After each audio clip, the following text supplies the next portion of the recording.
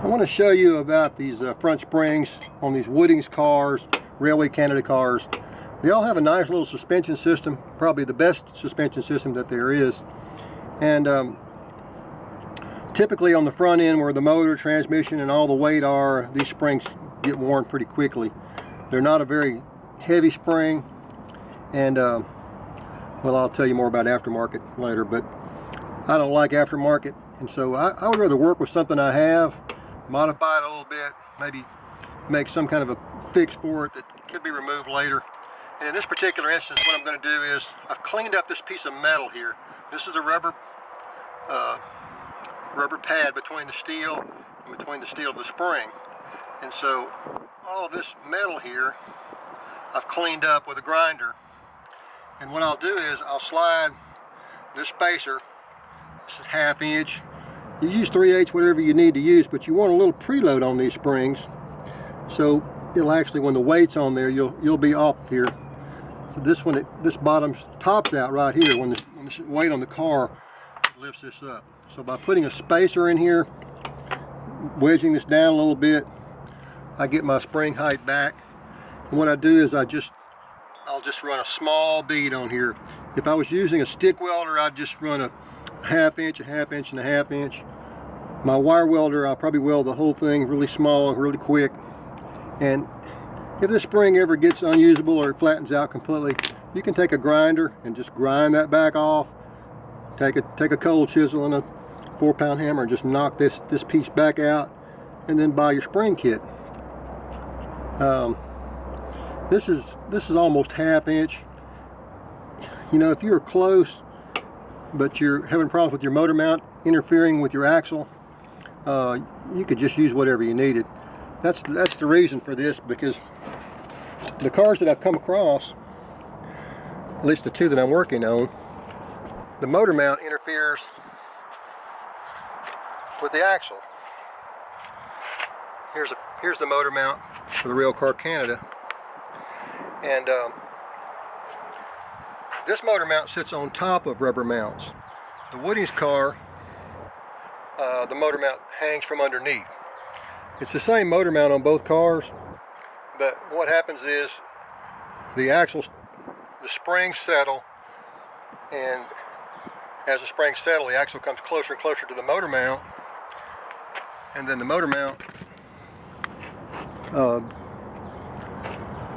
trying to get that in frame, and of course the motor mount pressed on the springs, you don't have any suspension.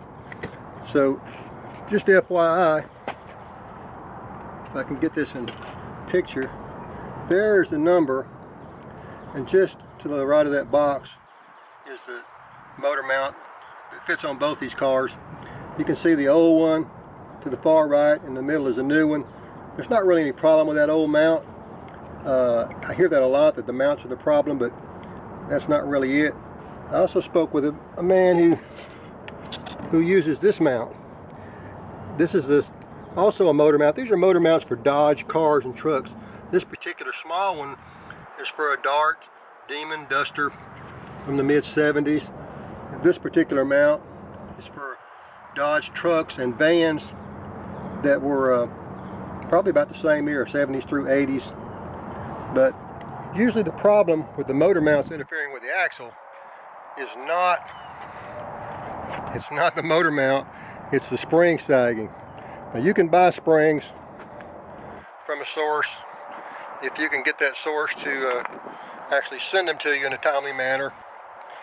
But in my experience, aftermarket parts just aren't near as good as an original part, and I prefer to try to modify something original. It saves money, it saves time. In the end, it's probably going to be a lot better.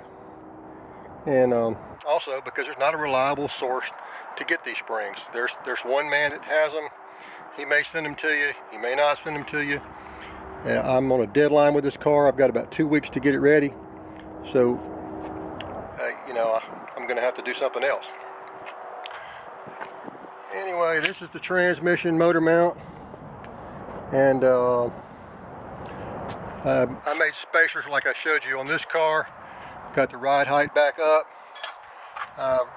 Ran it about 300 miles 2 weeks ago. It ran fine. No problem. The springs didn't seem to sag anymore after that time on the rail. The suspension was soft and just like it would be from factory, because all I did was space up a stock spring. So anyway, I hope you find that helpful. If you're looking at motor mounts as your problem, there's the part numbers and the boxes for the motor mounts, but more than likely it's going to be your springs. And so rather than just throw money at it and hope that fixes it and go to all the work of removing the pins and the springs and all that, this is a little bit quicker fix. Maybe it'll buy you some time and you can remove them later and put springs in it in an off season. Or in my case, I think I'm just going to leave them there as long as I can. They may last years and years, no more than we use these cars. So hope you find that helpful.